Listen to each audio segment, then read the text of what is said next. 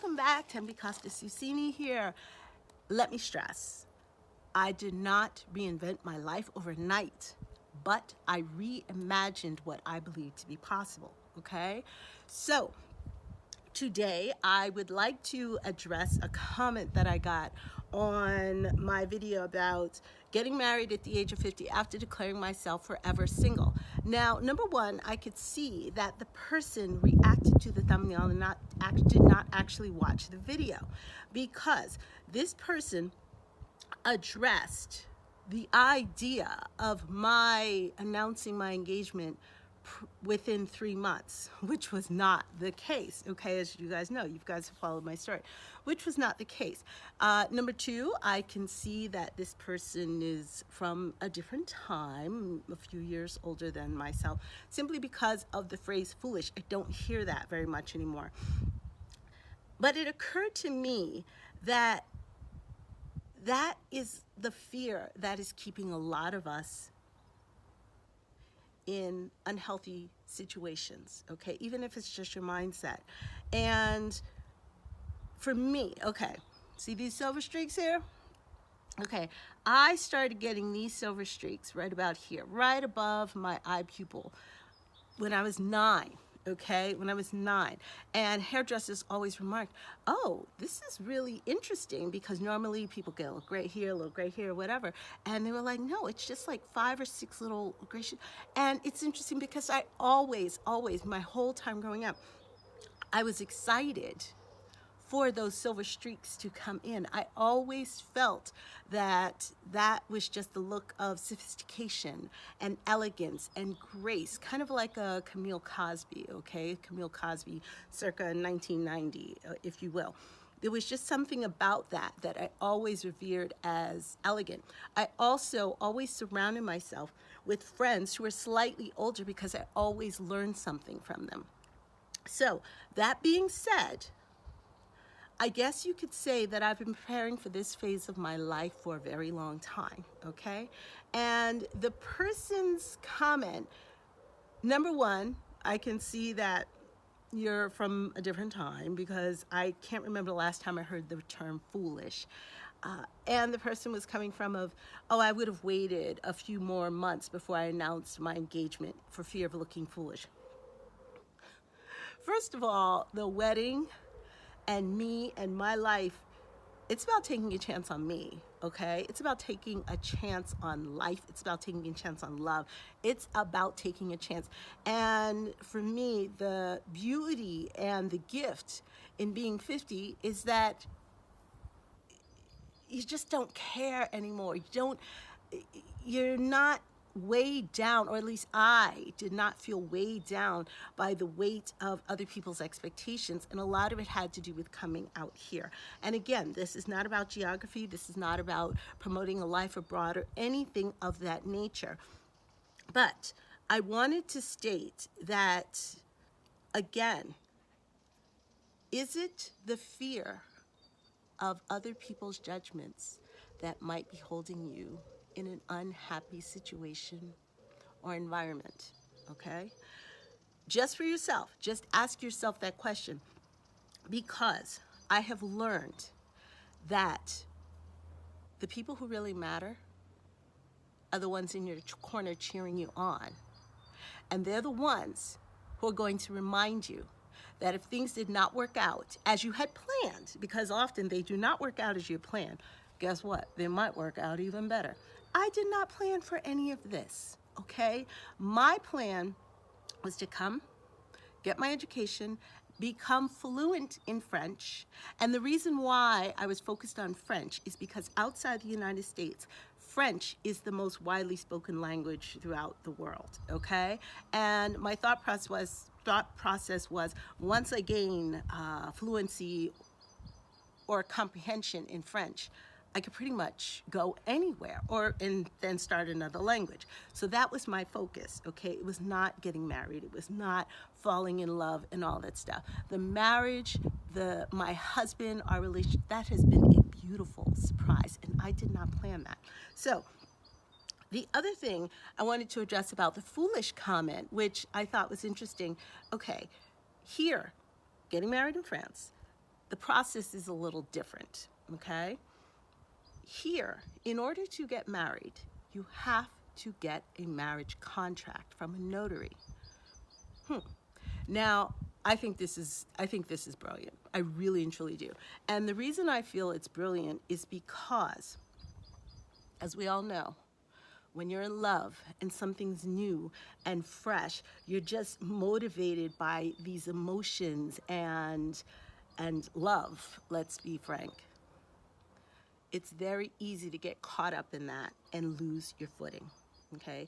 Lose your grounding, lose your direction, okay? And what I found brilliant about this is that it forces you to pump the brakes and really evaluate it from a very logical perspective, okay? Now, I know a lot of people say, oh, well, that's just preparing for the worst. Yeah, it is preparing for the worst. But it also, and I truly believe that, you know, life teaches you, whether you've been married or not, that it is good to prepare for the worst, just like you have an emergency fund, emergency savings. You have an emergency plan if something happens at the house. You even have an emergency engine light on your car. Why wouldn't you have one for your marriage? And what I find soothing about it is the fact that, yeah, we love each other. We get that. But it is nice to know that if something should change, we know what's what, and we don't have to go through all that again, okay? There are other things we can address. So it helps to pump the brakes and say to yourself, okay, and it also forces you to really, really examine, what am I doing?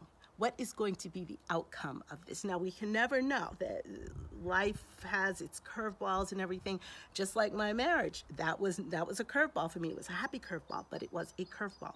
So, okay, it's just like going back to school.